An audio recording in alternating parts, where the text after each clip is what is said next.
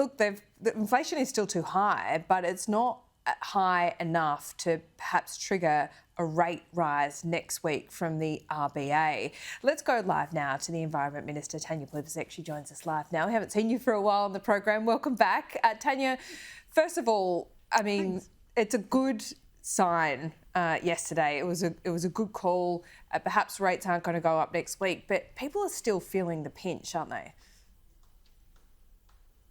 Oh, they sure are. And the government's very aware of the fact that people are feeling the pressure of cost of living, and that's why we have made sure that every Australian taxpayer gets a tax cut. We're supporting wage rises. I think the average now for people on award wages is $143 a week increase since we came to government. That's why we've got our $300 energy rebate, cheaper childcare, cheaper medicines, free TAFE. We are very focused on helping people with the cost of living. And you're right that yesterday's inflation figures are they're getting better. I mean, they're about half of what we inherited when we came to government, but certainly we're not saying job done. The Treasurer, the Prime Minister, the Finance Minister, all of them are very focused on putting the budget in a more sustainable position. It's really worth reminding people that the previous government promised a surplus in their first year and every year after. They never delivered a single surplus. We've delivered 2 back-to-back surpluses in our first 2 budgets. We're turning Liberal deficits into Labor surpluses. These are really important achievements, and the Reserve Bank's been clear that our budget efforts have also helped take pressure off inflation. Well, have the RBA been clear on that though? Because we have heard previously, and especially after the budget, that they'd look through some of these, artificial ways that you bring down inflation. I know most people don't care how you bring it down, artificially or not, with those temporary measures.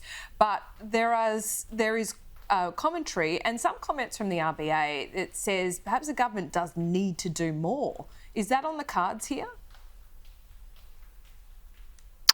Well, we've taken a very responsible attitude to the budget. I mean, the previous government in their final budget spent every dollar of the revenue upgrades they had. We've consistently worked to bring down expenditure in the budget. That's how we've managed to get those Liberal deficits into Labor surpluses, and the Reserve's been clear that the surpluses do help with the inflationary challenge. We've got to help people immediately, and that's what we're doing with tax cuts, with supporting wage increases, with cheaper medicines, cheaper childcare, free TAFE, relieving HECS debt. All of those things make a difference day to day. And in the longer term, the hard work that the Treasurer and the Finance Minister have done to get the budget back on a sustainable footing is also taking pressure off inflation. Well, looking at, some of the real life examples of, the economic times we're in at the moment, Rex is surely an example of that. Will the government be willing and ready to bail it out? You talk about the money that you've kept in reserve. Is this a good way to spend it if necessary, particularly for those regional towns? Well, we know that regional communities rely on those links that Rex has provided for work, for leisure, for education, for healthcare, for a whole range of reasons. They need to be connected.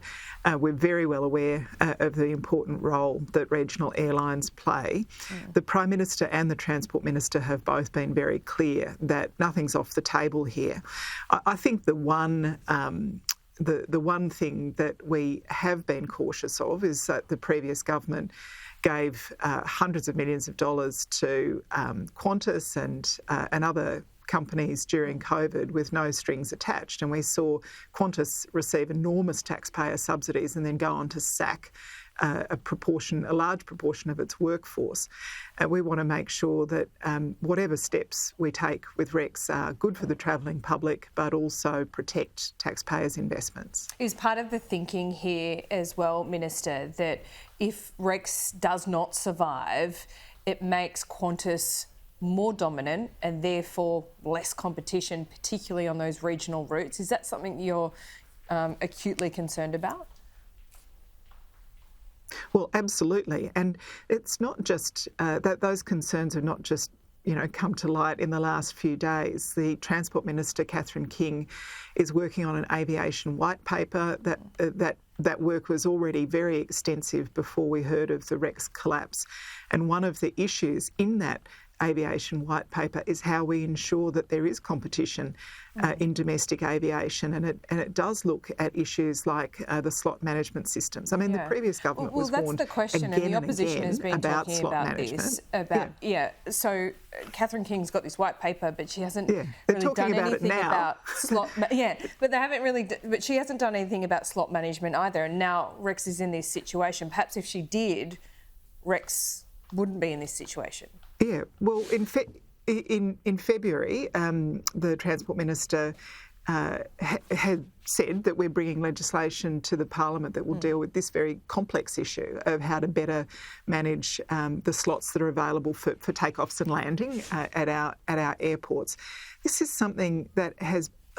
There's been warning after warning to the previous government that this was an issue. They did nothing, and now they're complaining about the fact. Well, it's going through the processes to go into Parliament, and what we would hope is that the coalition, having ignored the problem for as long as they did, will actually get behind the solution. What they normally do is create a problem over a decade and then get in the way of the solution. So it would be wonderful to have their support for a sensible approach to the reform of slot management to make sure that there is proper competition between our domestic airlines. Well, going through the process of bringing that legislation to Parliament is cold comfort for Rex now. Should that have been fast-tracked by the Prime Minister, by Catherine King, months ago, though? Oh, look, it is very complex to get this right, and I think the Prime Minister no doubt will be talking about Rex at that press conference you were talking about later in the day. Yeah, OK, he will. Thanks so much for your time. Great to see you. We'll check in soon. Always a pleasure. Thanks, Laura.